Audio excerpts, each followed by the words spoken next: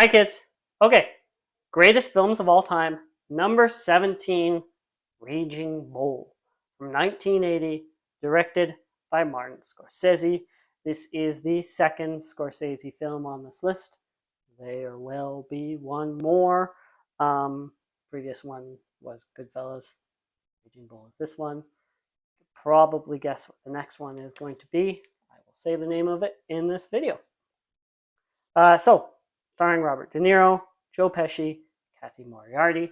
Uh, Pesci at this point was kind of a relative unknown, so this is kind of his breakout. Pesci, did you know, started as a child actor. He was also a singer. There you go. Kathy, I wonder if he talked about his days as a child actor while filming Home Alone. Hey, Macaulay, I was like you once. And then they bit each other. Okay, and Kathy Moriarty, this is her, I believe, her first film credit. Pesci was the one that is responsible for her getting her break in this film, although it took a while after this for her to really break through. Kathy Moriarty, when you think of Kathy Moriarty, I guess it depends on your age, your generation. Maybe you think of Raging Bull. For me, my generation, I think of two things. First is Casper, and second is But I'm a Cheerleader. So that's what I think of when I see or hear Kathy Moriarty. So this film follows Scorsese's previous film was New York, New York, released in 1977. Not a big hit, not with the critics or at the box office.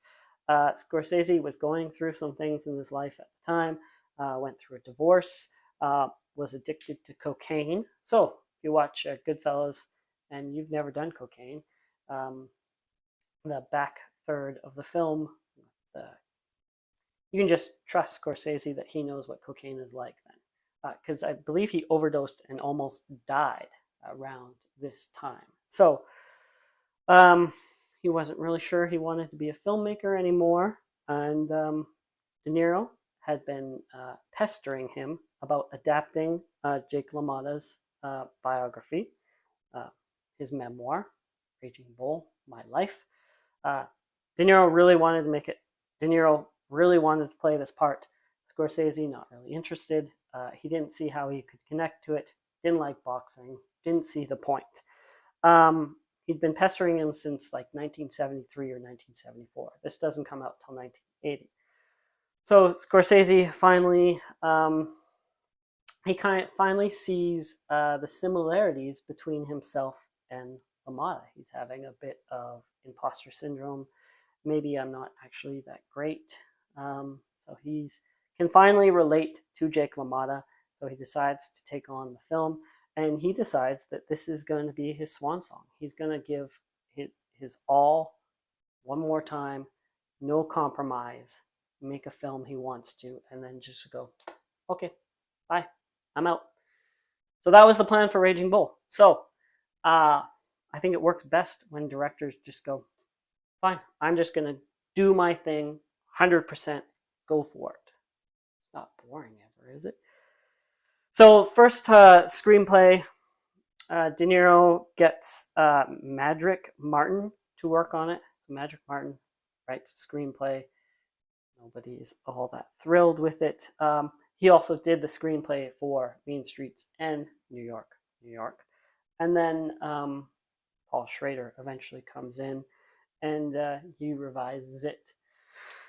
Schrader, director, writer, taxi driver. So he Schraderized it. He adds some of those Schrader elements that he does. And he found out in the memoir, Jake LaMotta does not mention his brother at all. Schrader finds that he has a brother that he's not telling about. So he adds the brother to the screenplay. Madrick Martin's screenplay was much closer to the memoir. Schrader does his own thing with it.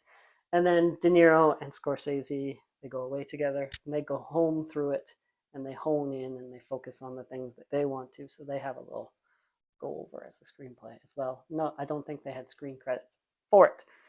Um, Also, big influence on Scorsese is the director, Michael Powell.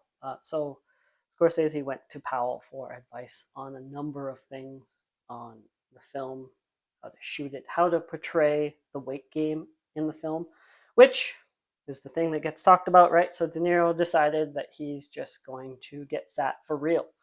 So they pause production, and De Niro just goes through a tour of Europe and eats all the butter. So he's butter thick, and meanwhile, Scorsese is cocaine skinny. What a team. They make this film. And this is the first team up of many between Scorsese and Thelma Schoonmaker. Scorsese had been wanting to have her edit one of his films for a long time. She kind of had, but not credited. So this is the first real credit Thelma has with Scorsese. This is the first like whole film that she sits down and she edits. And then they work together on, I believe, every Scorsese film from then on. Thelma is an amazing editor. The scene in the ring where Jake is getting the beat out of him is cut like the shower scene in Psycho. So they copied that to kind of copy the brutality of that scene. There you go.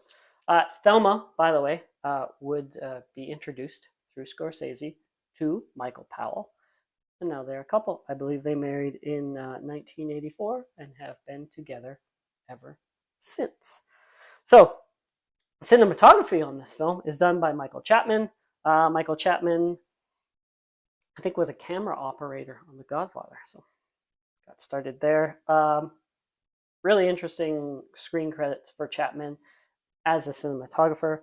The Last Detail, The Last Waltz, Taxi Driver, The Lost Boys, Scrooged, Kindergarten Cop, Space Jam. So you might not be aware of it, but you have definitely seen a film where Michael Chapman did the cinematography. And then I have to mention the Oscars. So trying not to mention the Oscars in these videos. The Oscar ceremony was supposed to be held, and I believe the day or the day before it was to be held, John Hinckley is inspired by Taxi Driver, and he's fond of Jodie Foster from Taxi Driver.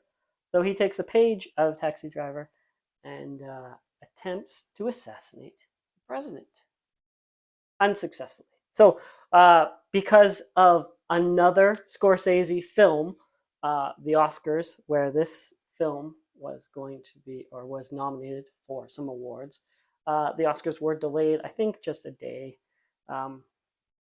because of Scorsese or his film or John Hinckley.